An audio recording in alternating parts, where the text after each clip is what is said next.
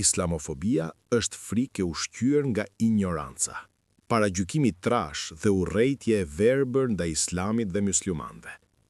Ata që e përhapin këtë helm janë njerëz të paedukuar, që marrin veprimet e disa ekstremistëve dhe i përdorin si justifikim për të sulmuar 1.5 miliard njerëz. Kjo nuk është mendim, është mashtrim moral. A është islamofobia racizëm? Po, pas një dyshim. Sepse nuk sulmon vetëm besimin, por fytyrën, emrin, veshjen, hijabin, ngjyrën e lëkurës. Njerëzit gjykohen para se të flasin. Kjo është pikërisht racizëm.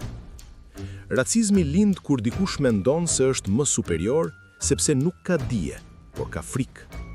Duke i etiketuar muslimanët si të rrezikshëm apo inferior, islamofobia zbulohet për atë që është, urrëtie e maskuar si mendim.